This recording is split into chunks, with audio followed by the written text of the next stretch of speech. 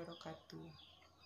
Baiklah, bertemu lagi bersama Ibu di pembelajaran pendidikan IPS. Pada kali ini pembelajaran kita dialihkan secara online.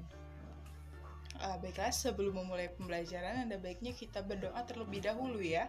Berdoa dalam hati, mulai. Berdoa selesai. Nah, jadi pada pertemuan kali ini kita akan membahas tentang ekonomi kreatif. Konsep ekonomi kreatif ada 2 poin yang akan Ibu bahas, yaitu yang pertama pengertian ekonomi kreatif dan karakteristik ekonomi kreatif. Baiklah, sebelum mulai pembelajaran pada hari ini, Ibu akan memberikan motivasi sedikit kepada anak-anak semuanya agar lebih semangat dalam belajar, semangat dalam berpuasa. Semoga pembelajaran kita pada hari ini membawa berkah untuk kita semua ya. Baiklah, sedikit motivasi dari Ibu. Kita lanjut ke materi. Anak-anak semua sudah membaca di rumah? Ibu harap sudah membaca di rumah ya.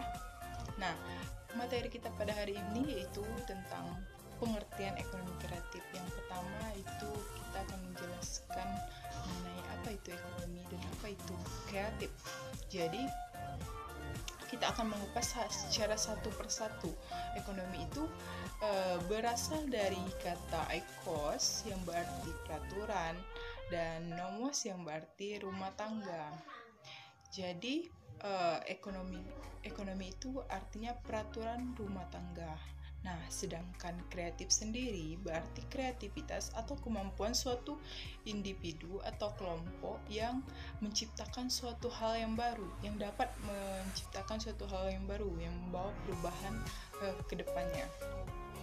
Jadi, ekonomi kreatif itu suatu proses peningkatan dan kegiatan ekonomi yang bersumber dari kreativitas, inovasi, bakat, ide, gagasan, dan pengetahuan yang mengandalkan sumber daya manusia sebagai faktor produksi. Jadi, di sini Ibu akan memberi beberapa contoh dari ekonomi kreatif. Yang pertama yaitu dari sektor kesenian. Nah,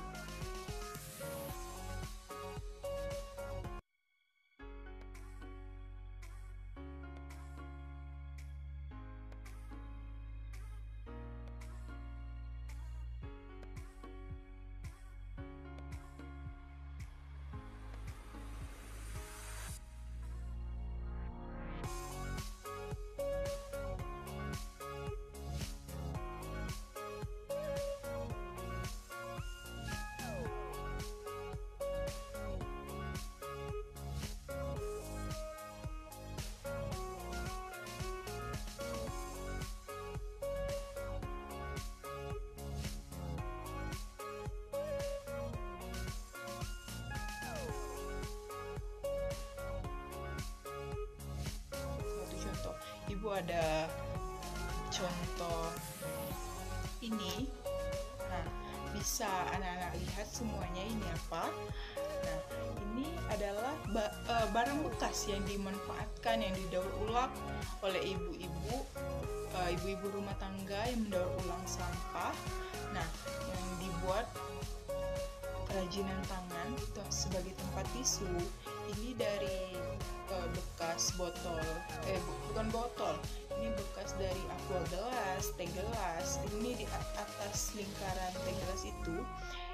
Jadi ibu-ibu itu membersihkan, dikumpulkan sebanyak-banyak mungkin, lalu dibersihkan, lalu dirangkai seperti ini, lalu diberi manik-manik supaya lebih cantik, dan jadilah seperti ini. Nih. Nah, ini adalah salah satu contoh dari ekonomi kreatif dari sektor kesenian ya, berupa karya tangan ibu-ibu. Jadi, untuk yang kedua, contoh yang kedua itu dari sektor kuliner. Nah,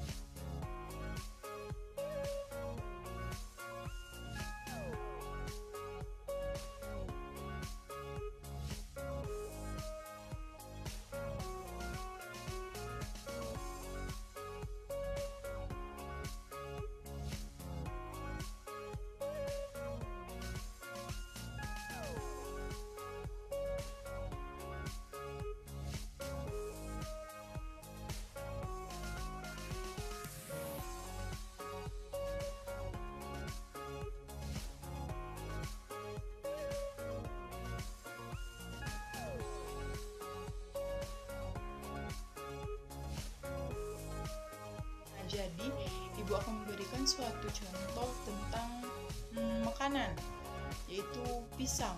Nah, ada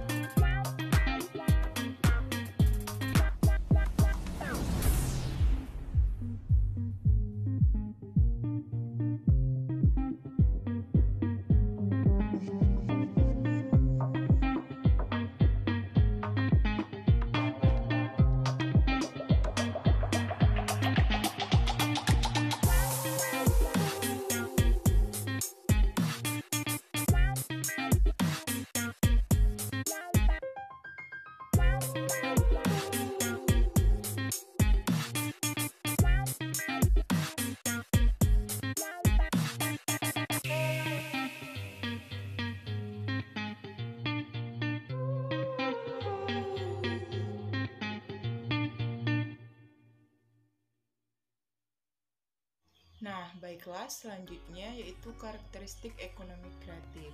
Yang pertama yaitu adalah memiliki nilai jual, artinya beberapa unsur kreativitas maupun keahlian yang dimiliki oleh pengusaha harus memiliki nilai jualnya. Misalnya produk yang kita buat tadi bisa dijual di pasar, seperti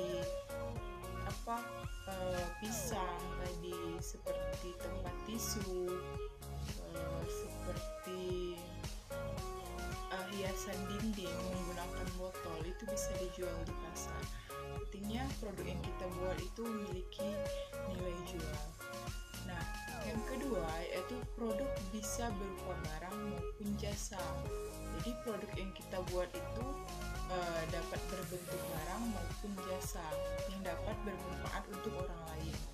Nah, yang ketiga yaitu dibutuhkan kerjasama dengan baik antara pihak yang berperan dalam industri kreatif seperti kaum intelektual, dunia usaha, dan pemerintah. Nah, yang keempat itu berdasarkan ide yang kreatif.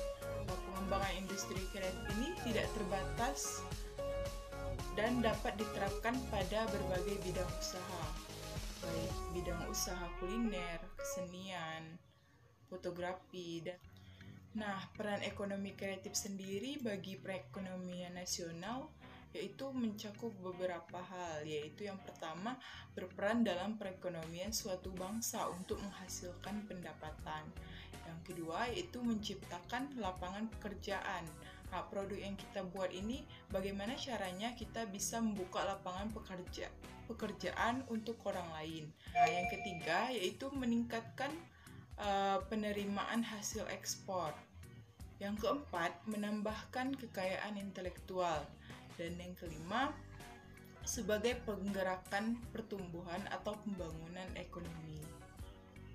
Nah, jadi dari karakteristik ekonomi kreatif tadi ada empat ciri. Yang pertama memiliki nilai jual, yang kedua produk berupa barang atau jasa, yang ketiga dibutuhkan kerjasama yang dengan baik, dan yang keempat berdasarkan ide yang kreatif.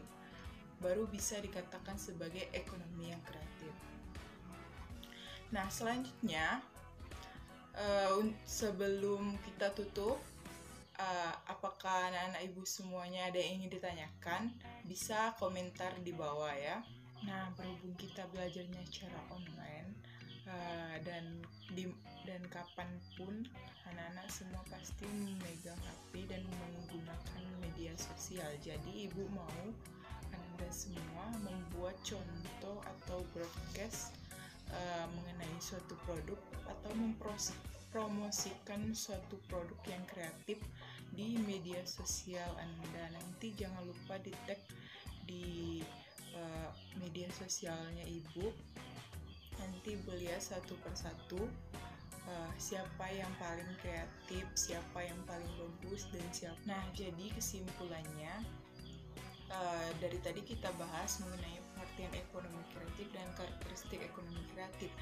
Jadi, pengertian ekonomi kreatif tadi yaitu suatu kreativitas atau kegiatan ekonomi yang mengandalkan suatu ide, gagasan, inovasi, pengetahuan untuk menciptakan suatu produk yang baru dan yang membawa perubahan bagi kita semua.